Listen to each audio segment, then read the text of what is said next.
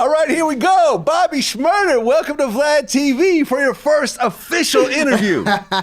You know, we've done a few things. You know, we did the jail. What up, baby? We did the jail call interview some years back. Don't let But this them is know the I was in real. Europe. This is the I real told them interview. I was in Europe, Vlad. I was in jail. I told I was in Europe. They didn't even know I was in jail. You right? That's right. That's I told I was in right. You were in Europe. Europe the whole time. Okay.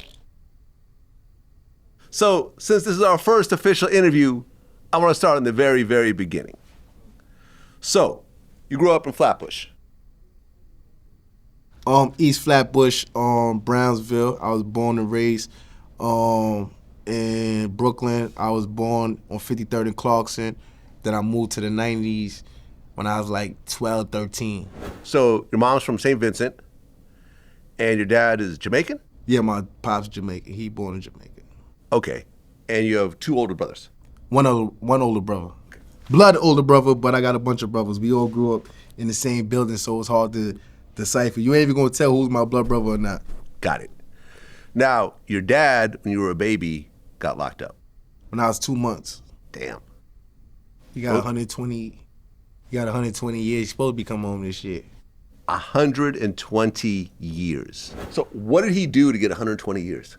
So they convicted him on robbery, not even a murder. They convicted him on a robbery. And assault, I think it was like assault and a robbery. Him and Uncle Blocker, they both got convicted on a robbery back in '94 in October.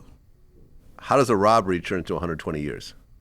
Just like how a gun charge turned into 7 years. When they want your ass, they want your ass. You know what I'm saying? So my pops he one of them boys in Miami. He's one of them boys, like, you ask about him through the prison system, you ask about him through anywhere. If you from Miami, anybody that's from Miami back in the 90s, my pops is one of those boys. So when they grabbed him, they grabbed him.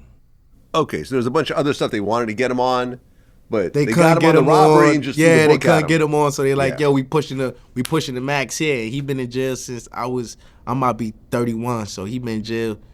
October be 31 years. Damn. So have you been in contact with him, phone calls and visits and Yeah, all send that? him money, shit like that. Pay for the lawyer. I've, took care of the family, sent them, gave them money.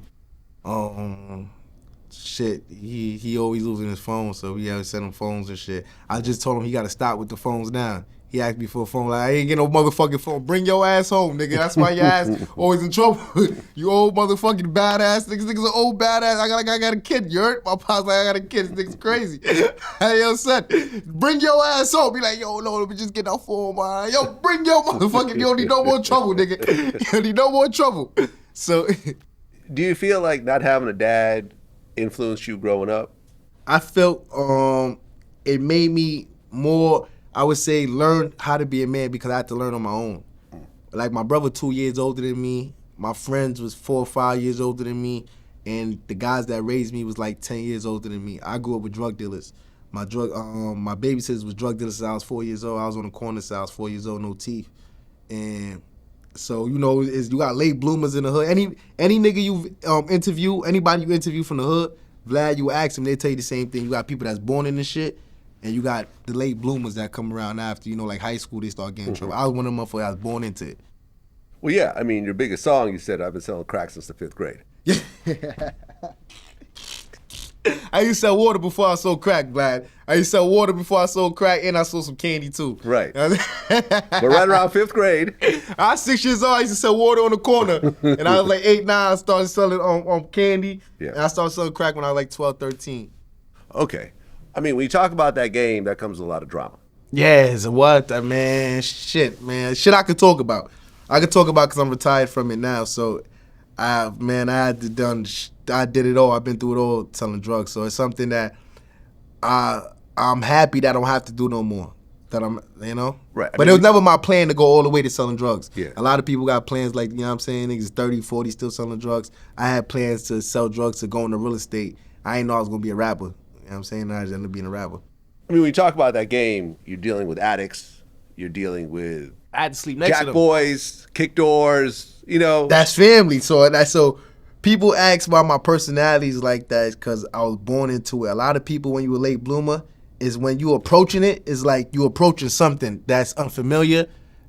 everything's familiar to me. You know, the killers, the drug addicts, I slept on couches with drug addicts all day. You know what I'm saying, growing up, like motherfucker, it's like 14, 10 crackheads in the house. It's probably like 2, 3 of us that probably don't smoke crack. And we in there like this, sleeping with the pack on us, 13, 14 years old. My big bros, they 10 years older than me, 5 years older than me and shit. So I was the baby.